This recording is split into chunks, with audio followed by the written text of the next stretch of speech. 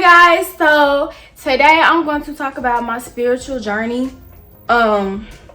It's spirituality is not new to me, but now that I'm grown, I can really get into my beliefs that I've been believing without having family and religious people around you and school people around you to make you feel some type of way for believing in the way that you believe and trying to defer you and persuade you to things that you don't really agree or believe in.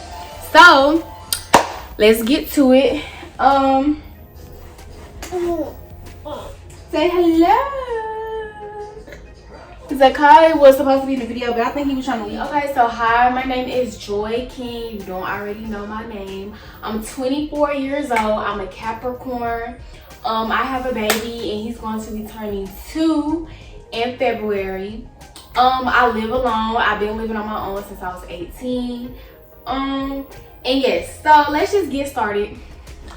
Oh, I'm a professional dancer. I do have a regular 9-to-5 job, but dancing is my passion. I'm working on transitioning out of a regular 9-to-5 job because that's just not what I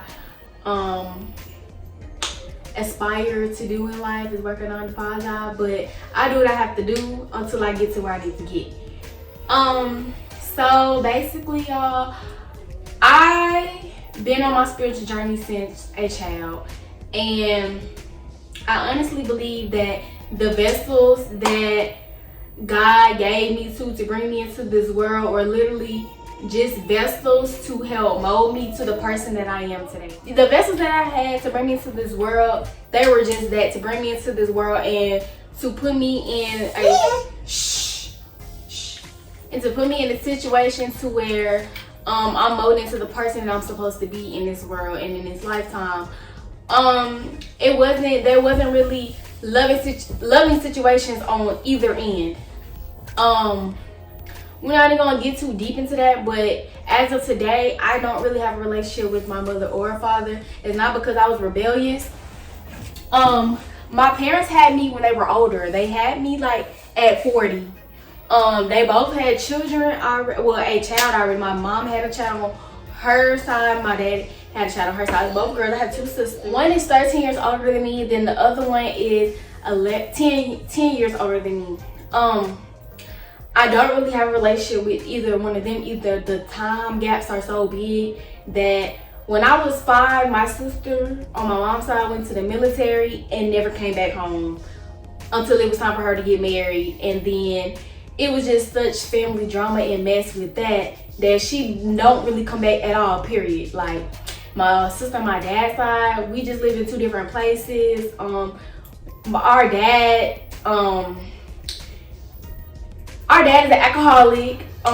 He wasn't really in either one of our lives like that. Like we know him, we talk to him, but it wasn't really like a dad that do for you and be around. It wasn't really nothing like that.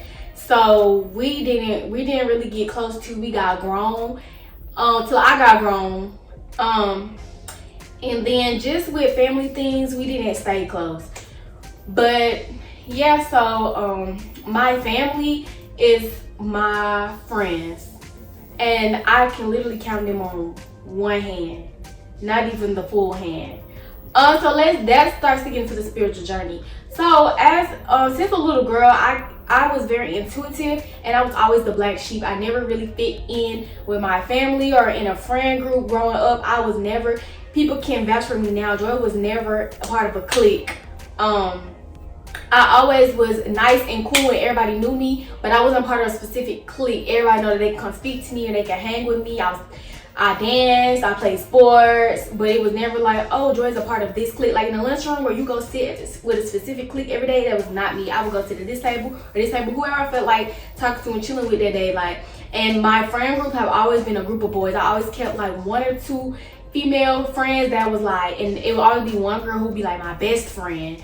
But as far as like not gonna say the clique, but the people that I hung out with the most were boys. In high school, the counselors thought it was weird. The administrator, they called my mom one day and was like, they have concerns about me being promiscuous, and she was like, why would you think that? What's giving you that idea or information? And they was like, every time we see her, she's with boys. And it was like, so that means that she's promiscuous. That's just giving assumptions on how y'all feel like the female structure, how they should act and who they should hang with and how they should be. She's been like that since she was a child. Just because she hangs with boys doesn't mean she's promiscuous. That's her friend group, okay? Don't call my phone about nothing like that again, because that was very much giving stupid. Like, why would you call me about that? So yes, so I was always a little bit different. I always had people that fuck with me because I'm a cool person, but I never just really fit into a group. And I never really felt a part of my family, honestly. And actually, even as a child, I was told by my cousins some really kind of horrible things that were said by the older people in my family. That, basically about being a black sheep and going to be a problem when I grow up, and I'm gonna always be a problem. My mom was a problem and I'm gonna be just like her. I'm gonna be the black sheep of the family. And honestly, that's exactly, and when they told me that as I grow up, it all fits together because that's exactly how they treated me till this day. So anyways, when I got older, and I always been a person to question the Bible, because when you're grown up in the black Christian church, you're just supposed to listen and do what is said. When you start questioning things, they get to looking at you crazy and they don't never have an answer for you. You just supposed to have faith and listen to this book that was wrote by men, and the version of the man that we read the book from is King James, who was a white man who was not a pretty good white man either. Like, he wasn't such a great person. Not saying that we're just, I'm just a nice, fabulous, none-sinning, perfect person. The version that we read from comes from a person who just wasn't that great. And then I always questioned how, when we were over on the motherland, how you don't really talk about a Bible and a white Jesus and those type of things. We practice more of, at the time I didn't know, but I didn't really know how to put it together, but it was spirituality. We practiced spirituality and we was more connected to the universe, okay? They didn't really, we didn't really get into the Bible and the white Jesus and all that till we came over here to slavery, and that's what we was given. That's what we was taught. That's the religion they was practicing, okay? Then the picture of the white Jesus actually comes from a gay European that doesn't look anything like how the Bible describes Jesus to look. So, a lot of things just didn't add up. So, I used to ask questions and things, and I just didn't like how they would be dismissed and they just never could add an answer up for me. So yeah, but I believe in God, and I always believed in God. It was just going to the black Christian church and just things that went on, and things when you're trying to learn and how they want you to go about learning. I was just always questioning it. So when I became grown, honestly, that's when I started really getting deep into my spiritual journey. When I graduated high school, I was my mother kicked me out of the house because I did not want to go to school, okay? And my mother is part of the older generation. My mother is 60 something years old. So she was like, if you don't go to school, you're not gonna be nothing, okay? Mind you, she had me on medications and stuff too for like depression and ADHD and OCD and things of that nature. And those things came from how I was brought up. Not gonna lie, me and my sister have issues from how we was brought up. It wasn't really, my mother was more of the, I have kids and I'm gonna take care of them and make sure they have what they need, but it wasn't a loving environment where you felt loved and, oh, this is my mother. And it was not that. It was, we have clothes, we have food, and we go to school and we make good grades, and we try to put out the best version of ourselves to people, but inside of our home, we're not really happy. So the thing was, it was like, oh, well, you gotten all these scholarships, you graduating with honors, you need to go to school. If you don't go to school, you're not gonna be anything. And basically, I'm just only like, I don't really want nothing to do with you. You gonna figure that out. Boom. When I graduated, I decided I didn't want to go to school and I wanted to pursue the entertainment. And yeah, she kicked me out. So I ended up, throughout these past 6-7 years, I've been boom, here, there, went through a lot of stuff that happened to me. I done lived here, there, the shelters in the car with this person and that person, almost being kidnapped into sex trafficking, just a lot of things to go on. And I'm just so blessed to still be here today and not strung out on drugs, not having to do anything that I didn't want to do, not being in a situation that I couldn't get myself out of. I just really have been very blessed. But through this time, I have really gotten deep into my spirituality, okay? And I have realized a lot of things.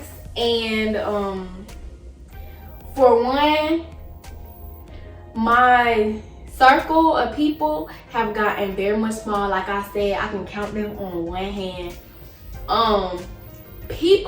Things like my intuition have been getting so far.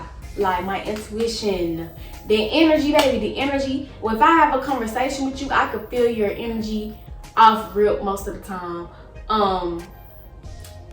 Honestly, subconsciously, my body and my personality can't even open up to you if your energy, you're so quiet and stuff, or Joe, I don't talk to this person, and I don't even think about it too much. But then when I sit there and think about it, my energy, something about their energy, my energy won't meet, like it won't interact with them. I keep my distance from them.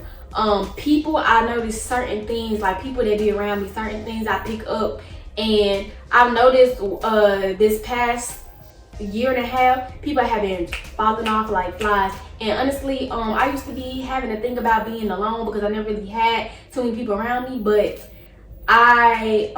it hasn't bothered me for people to drop off.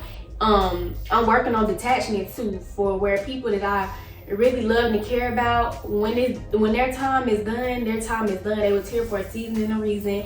I got my blessings and my lessons, and when that experience is over, it's over. It's time to move on.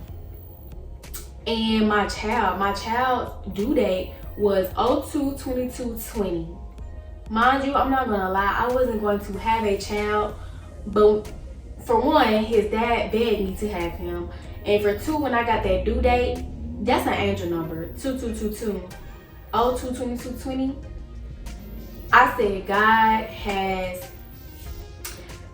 this is something that's supposed to happen, and I'm gonna have to have this baby, because I know this is what God wanted for me, and I know that this is something that needs to happen. And not gonna lie, ever since my baby, my life had elevated so much. Chapters of my life that I could see, like at that time I couldn't see, but at this time I see I need to go through them chapters. I need to do these certain things for me to be where I'm at today. Honestly, my maturity, my level of thinking, my level of confidence, my level of spirituality, my relationship with God has grown so much since my child. He has made me realize so much. He has put a fire under my behind. You understand? Like, he has put love around my aura. He has done so much for me, and I really thank God for giving me this little boy, because I know it was meant for me to have. The people that I meet, I'm starting to pick up on why they're in my life, and I'm starting to pick up on why they're in my life and things that God sent them here to help me with, and just certain things I could pick up, like why I'm this way with these people and why they are in my life right now, and why am I experiencing this experience with them. The people that's in my life right now, it's up and it's stuck. I could tell these people are up and it's stuck. We have been like this ever since we met, and some of these people, it's been years, and I can tell it's not gonna go nowhere. Some of these people are kind of fairly new, but you know how when you have relationships and bonds with people that you might have made over 6 months, and the bond is greater than something that has been 10 years. that type of thing.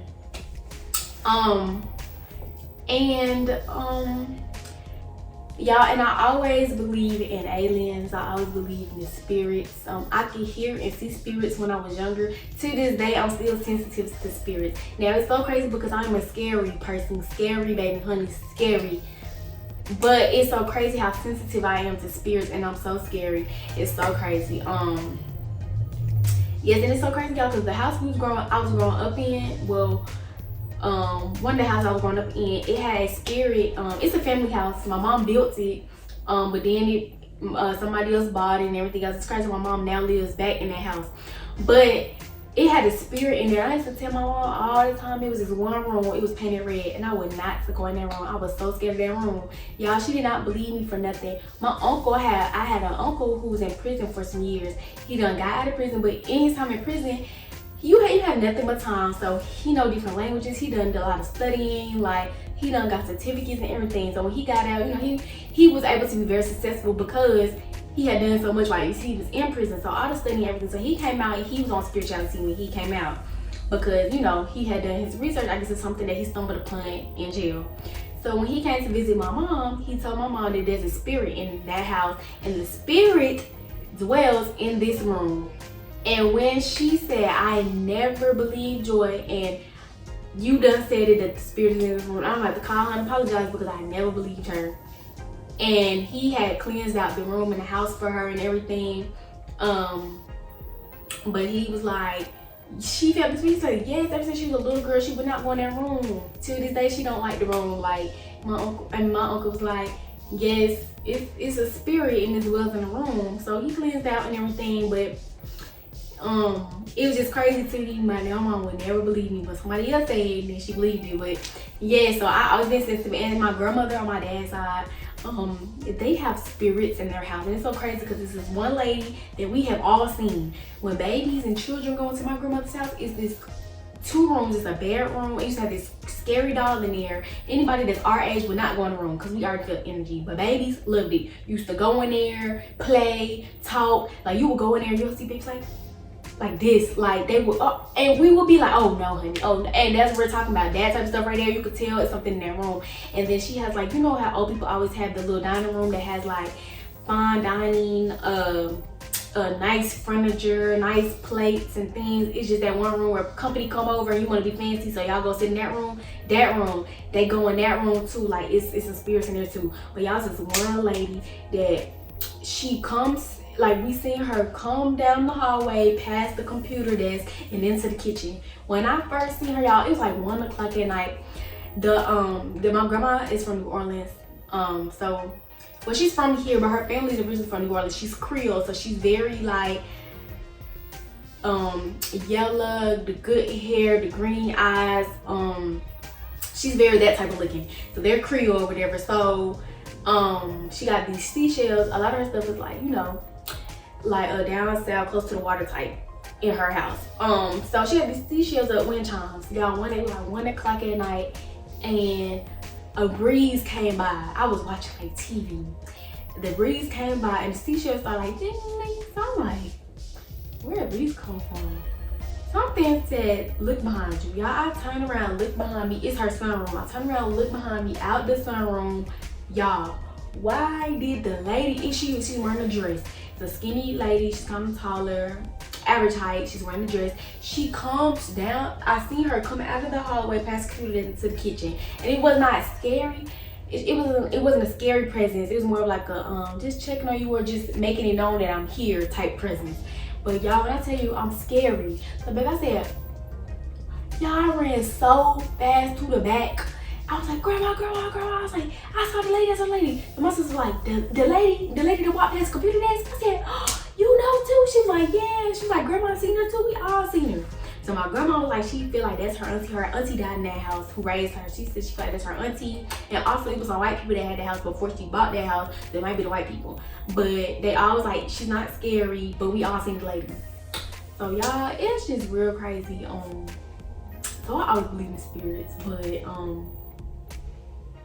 Yeah, and like dreams, like I used to have these dreams where this older white couple used to come visit me. Anytime I was having like something going on in my life, they would come visit me. They would come get me from my house, and they would tell me we would fly over this cornfield, past these trees, and then we would go to this little town that nobody knew about.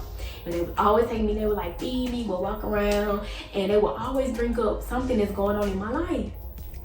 And then when we're done, they'll fly me back to my house or whatever. And that was the dream. It was so crazy because it's the same white people, like they know me, but I don't know them. And I'd be thinking like, dang, like was my mom or somebody close to these older white people and they died and passed on, but they still watch over me. So crazy, y'all. But I haven't seen them since I was little, but they did used to come visit me when I was little. And yeah, so I was being into that type of situation. And now that I'm getting older and I have my own space, I sage, I have salt and sulfur in my house. I have crystals in my house, candles. I pray, I meditate, I manifest, I write in my journal, my manifestation book. I have a close relationship with God, but it's not a religious relationship, it's more of a spiritual relationship. And my ancestors are watching, my ancestors and my angels, I know for a fact that they're watching over me and my child. We can get deeper into spirituality, and conspiracies and all that type of nature. If you follow me on Instagram, then you know what type of timing I be on. The vaccine, no ma'am. Things of that nature, like, no. I've had COVID twice, and I have came out better with herbal remedies than people who have gotten the vaccine and have to go straight to the hospital. So, it's a no for me. My child, when I was pregnant, did not take none of those vaccines. I did let him get his first year of vaccines, because I was just, a little, not nervous, but I don't have older people around me. So if it was something, he was so little, if it was something, something like that had sickened him when he was between that 1 and infant age, I would have been scared because I wouldn't know what to do. But after that 1 year, honey, no more vaccines. We go to a holistic doctor. When there's something with him, she goes into her office and she mixes up a remedy. And my child, he barely gets sick. If he gets sick, I go and fix him up some sea moss concoction. He's good within 2-3 days. He's never really just sick. Daycare and stuff, I had taken him out of daycare because them kids always sick. Every other week they got something. I just got tired of him keep bringing something home. Ever since I've taken him out of the daycare, he ain't been sick since. So he doesn't go to daycare anymore. I really don't want him to go to public school when it's time to go to school. So I just practice. And like milk, he don't drink milk. Cow milk, we can't even digest cow milk. We're not supposed to be drinking it. We do almond milk. Organic, I try to get organic things. Organic cane sugar cane, like organic milk, water, like juice, things. I try to do stuff like that. We try not to do pork, like chicken, turkey. We're not supposed to be eating meat, period. But I'm not even a meat eater, so we barely eat the meat. When I do eat meat, it's more seafood or something like that. So yeah, it's like I haven't ate pork in a long time. I didn't even constantly like, oh, I don't want pork. I just stopped eating it, really. I just didn't want it. And fast food doesn't even taste the same to me no more. Like it doesn't I don't feel like, woo, that was good. It doesn't fulfill me when I eat it anymore. So I don't eat fast food. I might go out to a restaurant where they cook the food, but as fast food, I do not eat fast food. Like McDonald's, Wendy's, Crystals, chicken, stuff like that, I don't eat it. Yeah, so I'm just changing. I'm not saying changing. Well, yeah. The lifestyle that I used to live when I was younger, now that I'm grown, I'm actually getting into my natural beliefs and lifestyles that feel comfortable for me and my spirit. So Y'all can see like I'm a colorful person. I'm a colorful person. And I'm a spiritual person. I'm a very free spirited person and open-minded. I think outside of the box that we were molded to fit into this box. I think outside of that box. I try not to debate with people because I can get into debates with people. But somebody that's very close to me and I love dearly told me that you cannot open up nobody's eye who's not ready for their eye to be opened up. So you can say some information, and if they're not ready to receive it, you leave it alone. So yes, so if you have any more questions or something that you want me to get deeper into my spirituality about, we can have these conversations about it. I can make videos about it or anything. But yeah, so I'm gonna end the video. I'm gonna go get on my pole downstairs. And yeah, so if you like the video, or you want to have a discussion, or have me get deeper into anything, or have any questions about anything, comment below and I'll make other videos. My YouTube is really gonna be like a spam as far as I'm not really gonna have like a specific niche. We're gonna be kind of everywhere with it because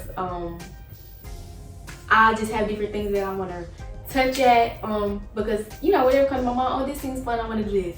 That's what we're doing. So yes, but I hope that you like my vibe and you come back here and you have talked with me and you watch me go through my YouTube journey and everything. And we're gonna have zakat, we're gonna eat. Me and my best friend are gonna have like little podcast mukbangs on here. I might put even some of my dance videos on here. We're gonna have like vlogs, you ready with me, everything. So yes, and more I do it, the better things are gonna get. And yeah, so I hope that y'all had fun. Yes.